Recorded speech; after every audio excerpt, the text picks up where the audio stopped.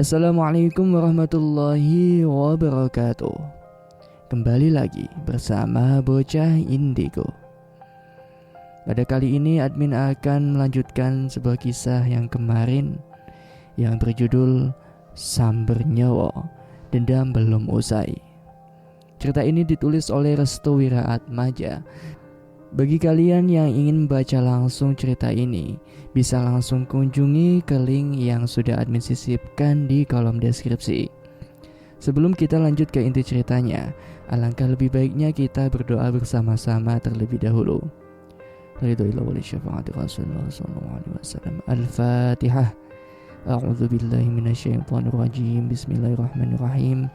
Alhamdulillahirabbil alamin arrahmanirrahim maliki yaumiddin iyyaka na'budu wa iyyaka nasta'in ihdinas siratal mustaqim siratal ladzina an'amta 'alaihim ghairil maghdubi 'alaihim waladdallin. Semoga kita senantiasa dalam lindungan Allah Subhanahu wa taala. Amin ya rabbal alamin. Untuk itu langsung saja kita lanjut ke inti ceritanya. Pertengahan Februari 2014. Hari itu, tepatnya pertengahan Februari, keluarga Ibu Sutini sedang berada di kondisi yang stabil. Pakan dan ekonomi membaik, lalu para ternak juga semakin hari semakin bertambah. Belum lagi padi-padi di sawah sudah menghijau dengan sempurna.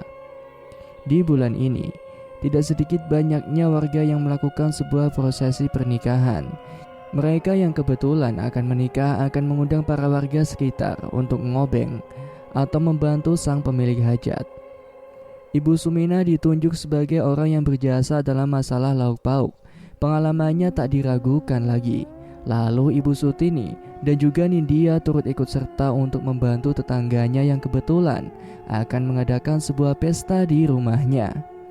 Biasanya mereka akan mulai tepat di siang hari karena cuacanya juga sering berubah-ubah. Pawon yang digunakan untuk memasak dibuat lebih dekat dengan rumah agar bisa menaungi segala masakan yang dibuat. Dengan bermodalkan terpal berwarna biru, air hujan yang berjatuhan tidak akan mengenai masakan hangat yang baru saja dibuat. Dan identiknya, para tukang masak adalah membicarakan sebuah pembicaraan yang bersifat sensitif dan merana kepada sebuah hal yang berkaitan dengan permasalahan salah satu orang. Bu, tahu nggak?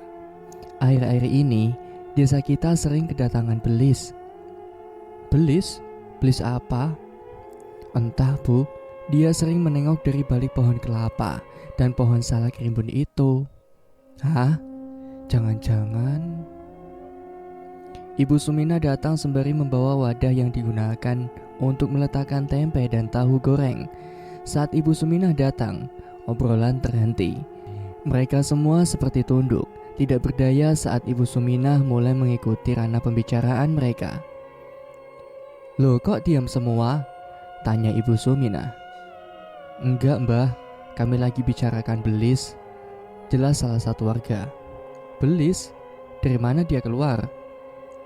Biasanya dia akan menengok dari balik pohon kelapa dan pohon salak. Ibu Suminah ikut terduduk sambil memakan sirih yang sudah dia persiapkan terlebih dahulu. Obrolan semakin memuncak manakala mereka membahas terkait pertanda atau ciri-ciri orang yang akan mendapatkan serangan aneh setiap kali didatangi belis-belis tersebut. Belis-belis itu sering mendatangi rumah-rumah warga. Mereka datang sambil menengok jendela. Jika memang sudah tahu korbannya, dia akan menyerang lewat pintu belakang rumah. Penjelasan tersebut membuat kaget Ibu Suminah. Loh, ada korbannya? Tanya Ibu Suminah. Ada mbah, orang desa sebelah. Pahanya penuh dengan luka sampai bagian punggung. Paha sampai punggung? Katanya, dia terkena samber nyawa, entah itu kiriman atau semacamnya. Tapi, menurut keluarga korban, dia diteror belis yang mengetuk pintu rumah bagian belakang. Setiap warga yang memang terserang penyakit aneh tersebut, para warga mengarahkan kepada istilah samber nyawa, atau yang dikenal dengan serangan yang menyerang nyawa orang tersebut. Bermacam-macam juga jenis serangannya. Rata-rata, mereka akan diserang di waktu tengah malam, lalu bagian paha dan punggungnya akan terluka, dan lama-kelamaan akan menjadi luka yang sangat parah. Nanah dan darah menjadi tempat bagi luka tersebut. Borok yang dikenal sebagai luka paling fatal akan menjadi sebuah gambaran bagi mereka yang mendapatkan samber nyawa itu. Pokoknya mbah, kalau ada yang ngetuk-ngetuk pintu bagian belakang di tengah malam, jangan dibuka. Itu beli samber nyawa, semacam serangan santet. Saat kata santet disebutkan, Ibu Sumina langsung berdiri. Nama itu seperti sebuah trauma yang berkepanjangan yang seringkali didengar oleh Ibu Sumina. Ia seperti muak saat nama santet itu disebutkan secara berkali-kali. Mbah, maaf kalau kata-kata saya menyinggung hati Simbah, ucap warga tersebut. Gak apa-apa, aku cuma mau pindah tempat kok. Tidak lama kemudian, Nindya dan Ibu Sutini datang. Mereka berdua berencana untuk mengantarkan Simbah Suminah untuk pulang ke rumah karena sudah memasuki waktu surup atau waktu yang sangat sakral bagi kalangan orang-orang Jawa sendiri. Bu, ayo pulang, ucap Ibu Sutini sambil menggandeng tangannya. Mereka bertiga pun pulang ke rumah. Jarak antara rumah tetangga yang sedang melakukan hajatan tidak terlalu jauh, hanya berkisar 20 meter dari rumah. Namun mereka bertiga harus melewati pepohonan kelapa dan salak yang menjadi rumor terbesar warga. Awalnya ketiganya berjalan dengan santai, namun mata Simbah Sumina terpancing untuk melihat sekelebetan bayangan hitam yang berlari dengan cepat dari pepohonan salak. Simbah Sumina tak tahu apakah yang berlarian itu manusia atau belis yang dikatakan para warga tadi.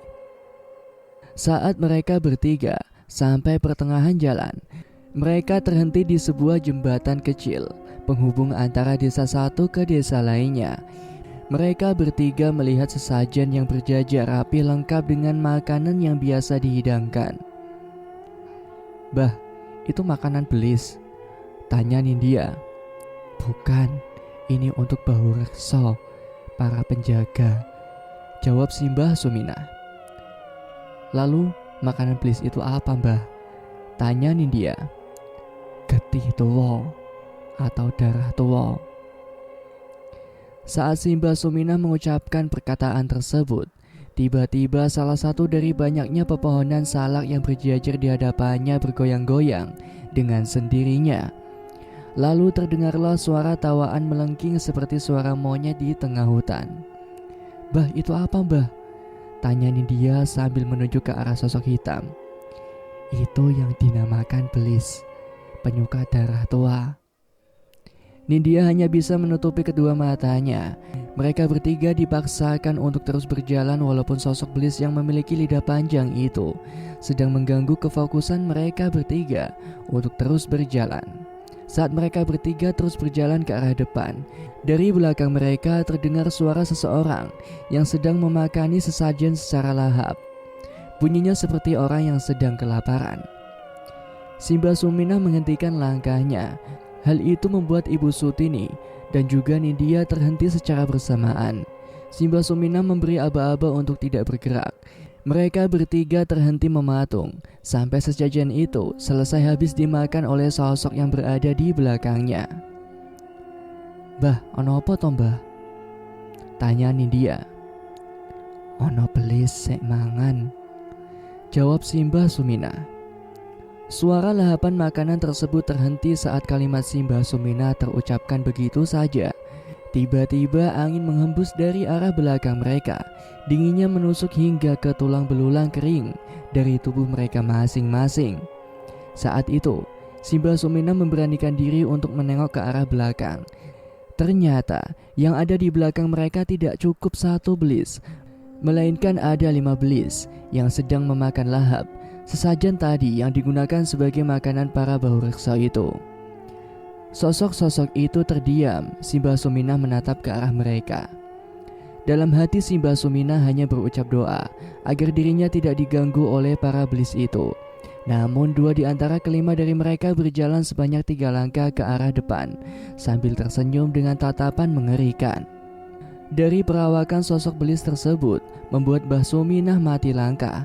Tiba-tiba tubuhnya tidak bisa bergerak begitu saja, seperti ada magnet yang menarik medan tubuh Mbah Suminah agar tidak bisa bergerak sama sekali. Lalu tidak lama kemudian, mereka berlima langsung berlarian ke arah pepohonan kelapa dan salak sambil tertawa-tawa dengan senangnya. Sesajen-sesajen yang berjajar di dekat jembatan itu dibiarkan berantakan di sekitaran. Mereka saling menengok satu sama lain ke arah Mbah Suminah, seperti layaknya korban selanjutnya dari teror tersebut adalah Mbah Suminah sendiri. Malam itu, perjalanan menuju jalan pulang benar-benar memberikan kesan yang buruk bagi Mbah Suminah sendiri. Mereka sudah dihadang terlebih dahulu oleh para belis yang memang zona keberadaannya berada di tempat itu. Tak ada jalan pulang selain terus berusaha untuk maju dan mengabaikan keberadaan mereka yang dinilai tidak menguntungkan bahkan membahayakan bagi keselamatan mereka bertiga. Simbah, belis isi ono. Wes mulai. Kata pulang menurut si Mbah Suminah sendiri adalah keberadaan mereka yang kembali ke alamnya. Banyak warga yang terkena serangan penyakit tidak jelas, bahkan serangan-serangan seperti sambar nyawa lainnya dikarenakan oleh para belis yang memang dijadikan wadah untuk menyerang korbannya. Dalam artian, para belis sendiri dikendalikan oleh orang-orang yang sebenarnya memiliki tujuan untuk menghancurkan satu sama lain. Sejak dulu, mereka yang memiliki ilmu kanuragan tinggi selalu bersembunyi dalam kegelapan malam, lalu memandangi korbannya dari kejauhan dan sengaja mengendalikan para belis itu dengan ambisi membunuh yang sangat kuat. Maka dari itu, si Mbah Suminah tidak ingin lagi jika salah satu keluarganya ada yang meninggal secara terus-menerus oleh para manusia biadab yang ada di sekelilingnya. Mereka bertiga pun terus berjalan hingga sampailah di tepat di depan rumah. Ibu Sutini masuk terlebih dahulu, namun berbeda dengan Mbah Suminah, ia tidak langsung masuk, ia masih ingin berada di luaran. Nindya telah menyuruh si Mbah Suminah untuk masuk ke dalam rumah karena angin malam telah memberikan hawa yang tidak baik bagi kesehatan Mbah Suminah sendiri. "Mbah, ayo masuk," ucap Nindya. "Ada tamu yang harus aku layani dulu," jelas si Mbah Suminah. "Siapa, Mbah?" tanya Nindya. Si Mbah Suminah tidak memberitahu kepada Nindya terkait siapa yang akan datang ke rumahnya. Namun si Mbah Suminah sendiri seperti menahan rasa takut. Hal ini bisa dilihat dari tangannya yang selalu bergetar, pandangannya yang tajam ke arah jalan raya besar, dan nafasnya yang terus membesar. "Mbah, siapa yang mau datang?" "Masuk duluan, Duk. Kamu jangan ikut campur." Jawaban Mbah Suminah membuat Nindya paham. Ia tidak mau mencampuri urusan yang bukan lagi bagian ranahnya sendiri. Namun dalam diri Nindya, dia merasa khawatir dengan apa yang akan terjadi pada neneknya itu. "Mbah, kalau ada apa-apa, ketuk pintu 3 kali. Aku akan ketuk pintu dengan cepat jika tamu ini ingin membunuhku." Omongan si Mbah Suminah sudah melantur tidak jelas. Nindya pun akhirnya masuk ke dalam rumah. Ibu Sutini yang sedang menunggu kehadiran mereka dari dalam rumah pun hanya bisa menunggu. Kini, si Mbah Suminah berada di luaran rumah. Ia telah siap dengan siapa tamu yang akan datang di masa-masa pernikahan telah tiba. Kesadaran yang dirasakan oleh si Mbah Suminah seperti ingin merasakan hal yang sama. Ia ingin memutuskan kutukan santet yang sejak ada dari dulu, yang selalu menyerang keluarganya. "Aku harus memutuskan kutukan santet ini, walau nyawa pun taruhannya." Tak lama berselang, angin berhembus dengan kencang. Si Mbah Suminah menyadari ada sesuatu yang hadir. Auranya begitu jelas dan sama sebagaimana yang telah diceritakan oleh Romo tatkala keluarganya akan diserang oleh santet berjenis tumpes kelor. Dari kejauhan, si Mbah Suminah melihat seseorang sedang berdiri tegak. tepatnya di pinggir jalanan besar yang padat akan pepohonan pisang. Orang itu menggunakan busana berwarna hitam lengkap dengan tudung yang menutupi kepalanya. Lalu, suara ternak berbunyi secara bersahutan. Akhirnya datang juga. Simbah Sumina telah menanti kehadiran pria tersebut. Ia menyadari bahwa yang ada di pinggir jalanan tersebut adalah salah seorang yang dinanti-nantikan kehadirannya. Dengan tubuh yang sudah renta, Simbah Sumina mencoba untuk bangkit dan berdiri sambil menatap pria asing tersebut dari kejauhan. Tidak lama kemudian, kabut tipis menyelimuti pria itu. Pepohonan secara bergantian bergoyang ke sana kemari. Simbah sudah mengetahui jika pertanda ini merupakan pertanda akan adanya serangan yang berikutnya dan akan terjadi dengan cepat. Lutut Simbah Sumina tiba-tiba menjadi getar, jari jemarinya menjadi kram. Mulut Simbah tidak bisa berkata apa-apa tatkala kabut tipis itu menghilang dengan seketika. Angin yang berhembus kini terhenti tatkala puluhan pocong telah berjejer tepat di belakangnya. Darmain. Pria asing itu mengangkat tangan kanannya dan melambai-lambaikan tangan tersebut ke arah Simbah sebagai tanda sambutan hangat karena sudah lama tidak bertemu. Terakhir kalinya Simbah mengenal Darmain adalah saat penyerangan tumpes kelor yang menyerang keluarga adiknya. Tetesan air mata tidak tertahan lagi dari kedua mata Simbah, manakala pria asing dan puluhan pocong itu seperti tertawa-tawa di atas penderitaan puluhan tahun yang menimpa Simbah. Awakmu wis mateni adikku. Langkah kaki Simbah berjalan begitu saja, seperti tertarik medan magnet yang sangat besar. Simbah sudah berusaha untuk menahan kakinya agar tidak bergerak. Dengan tubuhnya yang tua, dia tidak memiliki tenaga yang banyak untuk menyeimbangkan tubuhnya. Seharusnya malam itu Simbah sudah masuk ke dalam rumah bersama dengan Nindya dan juga anaknya yaitu Ibu Sutini. Lalu mereka akan tidur dengan nyenyak sembari menyambut keesokan hari dengan penuh kegembiraan. Namun tidak bagi malam itu. Simbah seperti disiksa oleh seorang yang mana dia merupakan pelaku dari kejahatan kriminal yang tidak berjejak. Kejahatan kriminal yang sampai sekarang menjadi pertanyaan semua orang mengenai hukum yang berlaku dalam negeri. Kematian yang tidak meninggalkan jejak, prasangka yang sulit dilepaskan. Bahkan untuk mengetahui pelaku pembunuhan berantai tanpa jejak yang menimpa adiknya harus menunggu puluhan tahun. Itu pun sudah ada korban lainnya yang telah mati terbunuh yang merupakan menantunya sendiri, yaitu Pak Ajis. Jikalau saja Simbah hari itu tidak keluar, mungkin dirinya tidak akan melihat manusia laknat yang berdiri di antara puluhan pocong yang keluar begitu saja dari tipisnya kabut yang mengelilingi jalanan malam. Jikalau Simbah hari itu tidak keluar, mungkin tidurnya akan nyenyak dan tubuhnya tidak sesakit saat dirinya ditarik oleh energi besar yang berasal dari ilmu kanuragan yang dimiliki oleh pria misterius itu. Dan jikalau saja Simbah hari itu tidak keluar, mungkin dia akan melihat wajah orang-orang yang masih terus bersamanya saat pagi hari menyapa. Darah pun keluar dari mulut Simbah saat tubuhnya dipaksa untuk berjalan. Perutnya seperti ditekan, kepalanya seperti dicengkram, tubuhnya siap diterkam. Musuh sudah siap untuk membunuh saksi sejarah bisu yang telah menyebarkan isu terkait sejarah kelam yang tidak diketahui di era 80-an itu. 4 orang mati dalam waktu berdekatan. 1 orang menjadi gila seumur hidup. Satunya lagi mati karena telah mengungkap nama pelaku. Mereka semua adalah keluarga Pak Suryo. Lalu kini tersisa Simbah yang nyawanya sudah berada di awang-awang. Tubuhnya sudah terikat oleh ajian tali mongso. Secara bersamaan muncul luka-luka di sekujur tubuhnya.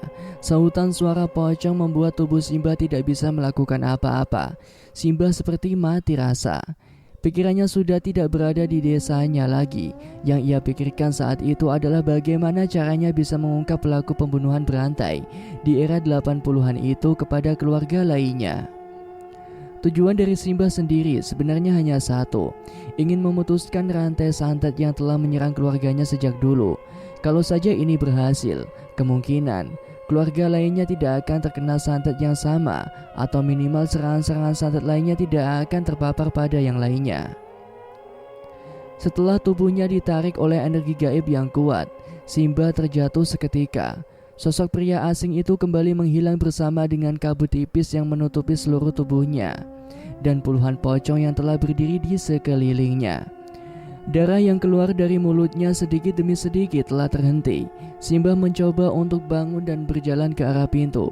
Ia ingat akan kode yang diberikan kepada Nindya saat keadaan darurat yang telah menimpanya. Tok, tok, tok. 3 ketukan pintu yang berarti tanda darurat telah diberikan. Nindya yang mendengar suara itu langsung terbangun dan langsung teringat akan neneknya yang masih berada di luaran. Nindya segera berlari ke arah pintu depan dan membukanya dengan cepat. Saat dirinya membuka pintu, Nindya terkejut saat melihat wajah neneknya telah memucat dengan rona warna merah yang berada di sekitar mulutnya. "Simba, Duk, ambilkan air hangat." Nindya pun langsung membawa neneknya untuk duduk di sofa. Ibu Sutini yang mendengar teriakan anaknya itu langsung terbangun dan menuju ke ruangan depan untuk bertanya terkait apa yang barusan saja terjadi. "Bu, ana apa iki?" Simba tidak menjawab apapun. Nindya langsung mendatangi Simba sembari mengoleskan bekas-bekas darah yang masih membasahi di sekitar mulutnya. "Besok panggil Ikrar ke rumah." "Ikrar? Ada apa dengan Ikrar?" "Serangan berikutnya akan terjadi lagi." "Maksud ibu?" "Santet. Darmain datang lagi." Keesokan harinya, sesuai dengan permintaan Simba, Ikrar pun datang. Ikrar datang dengan langkah terburu-buru. Hatinya menjadi sangat takut manakala Simba memanggilnya secara tiba-tiba di pagi hari. Suasana desa berbeda dengan suasana hari-hari biasanya. Kali ini ada kesedihan dan keresahan yang tercipta begitu saja saat mengetahui Simba tiba-tiba jatuh sakit. "Mbah, itu Ikrar sudah datang," ucap Ibu Sutini. Ikrar langsung mendekatkan diri ke arah Simba. Nyalinya tidak sekuat yang orang-orang kira. Kali ini rasa takutnya kembali tercipta begitu saja saat melihat wajah pucat yang tergambarkan begitu nyata dari sosok Simba. "Kar, kamu nyaman di sini kan?" "Ada apa, Mbah? Kenapa wajah Simba pucat?" "Kamu tahu kan, semalam dia datang lagi." "Dia? Maksud Simba siapa?" "Orang yang telah membunuh adikku dan juga membunuh kakakmu." Wajah Ikrar langsung berubah. Raut wajahnya menjadi berbeda saat Simba mengatakan hal yang menyakitkan itu diingatkan kembali. "Maksud Bah, Darmain?" "Benar, dia datang dengan pasukan kematiannya." "Siapa mereka, Mbah?" "Kamu belum tahu kisah Tumbas Kelor." Simba pun meminta kepada Ikrar untuk mengangkat tubuhnya sedikit agar cara bicaranya bisa lebih mengena pada Ikrar. Ikrar pun menuruti perintah dari Simba. Tubuh Simba diangkat sedikit agar posisi kepalanya sedikit lebih tinggi. "Tumbas Kelor yang pernah aku ceritakan itu benar-benar nyata. Para pasukan kematian itu datang. Tepat kabut tipis menyelimuti seluruh jalanan besar.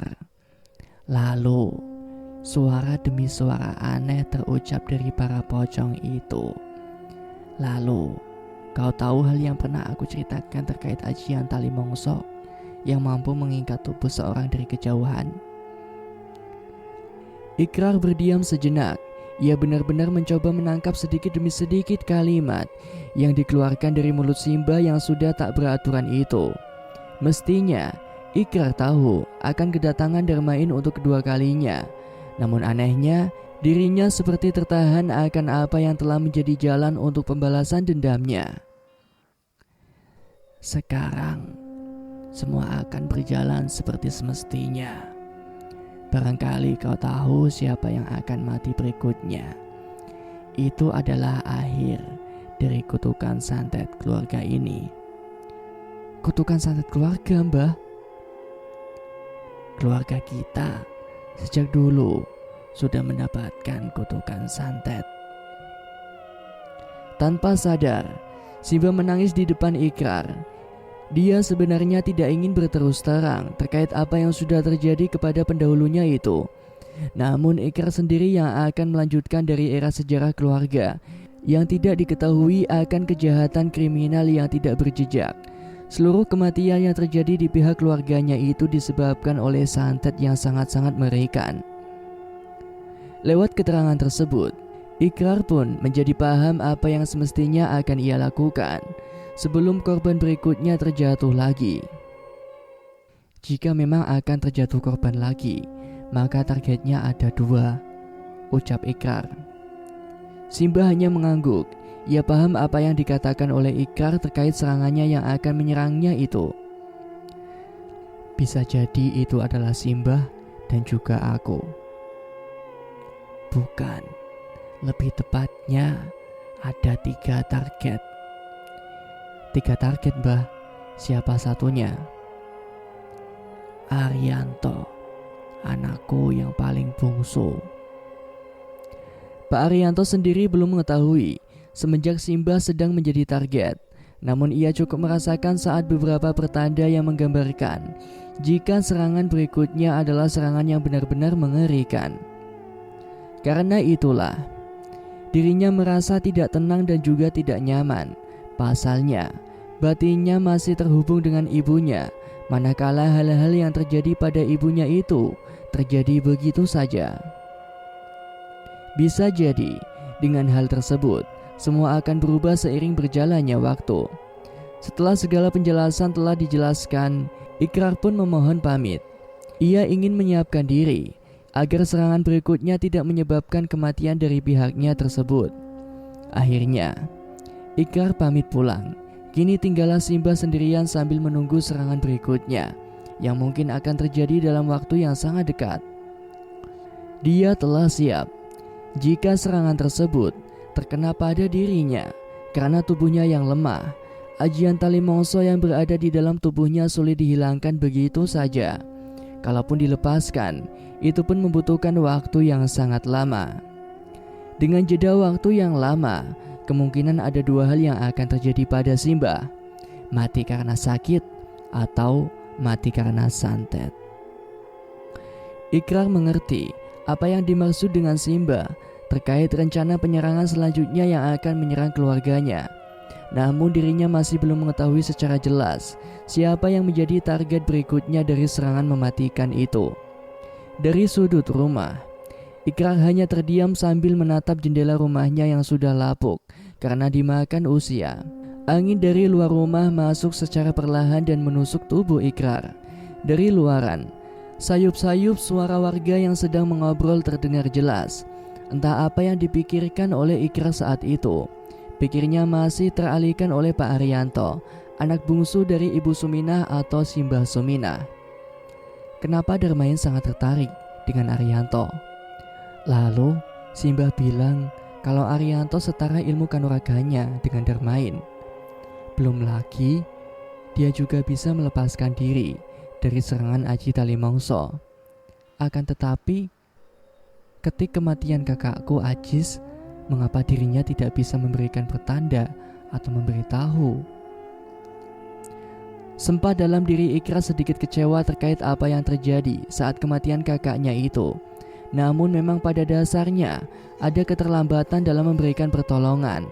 Alhasil, Pak Ajis tidak bisa diselamatkan saat itu. Terlebih lagi, serangan yang menyerang pada kakaknya itu tidak bisa diketahui dan terjadi secara tiba-tiba. Itu artinya, jika memang sudah menjadi takdir yang akan diterima oleh Pak Ajis, mungkin Ikrar akan menerimanya dengan lapang dada. Sudah masuk pukul 1 pagi, Ikrar belum juga menutup matanya. Ia masih sedikit terobsesi dengan kehadiran Arianto sendiri. Selain itu, mungkin dengan adanya Arianto, serangan berikutnya tidak akan pernah terulang untuk kesekian kalinya. Namun, bagaimanakah cara dirinya memberitahukan kepada Pak Arianto? Bukan masalah komunikasi yang menjadi hal tersulit, namun apakah kekhawatiran ini bisa diterima baik dengan Pak Arianto? Sedangkan kejadiannya belum terjadi dan itu pun masih bersifat prasangka dan kemungkinan-kemungkinan yang belum mungkin terjadi. Ikrar sudah tak bisa berpikir lagi. Ia pun segera masuk kamar, namun sebelum itu, ia menatap wajah foto sang kakek yang tertempel di dinding. "Mas, aku akan membalaskan dendam untukmu. Jadi, tenanglah untuk selama-lamanya. Biar Arianto yang akan membunuh Darmain." Kata-kata itu mungkin akan menjadi motivasi bagi Ikrar yang setiap harinya dilanda kesepian. Hidupnya menjadi berantakan semenjak kakaknya meninggal dunia dengan cara yang mengenaskan. Hari-harinya hanya dipenuhi oleh bayangan sosok Darmain yang dirumorkan sangat mengerikan dan mampu hidup lebih dari kadar manusia normal oleh sebab ilmu yang ia pelajari. Selain itu, yang ditakutkan oleh sosok Darmain adalah dia memiliki ajian tali mongso yang mampu mengikat seorang dari jarak jauh. Selain diikat, orang tersebut juga bisa dikendalikan. Hal ini pernah terjadi kepada istri dari Pak Suryo dalam kisah Santet Tumpes Kelor. Masih banyak ilmu-ilmu yang dimiliki oleh Darmain yang belum diketahui. Salah satunya adalah dengan memanggil para pocong dalam sekejap, mengendalikan para belis, menyiksa seseorang dalam mimpi, dan masih banyak yang lainnya. Hal inilah yang menjadi peringatan bagi Ikrar agar dirinya tidak menantang Darmain seorang diri.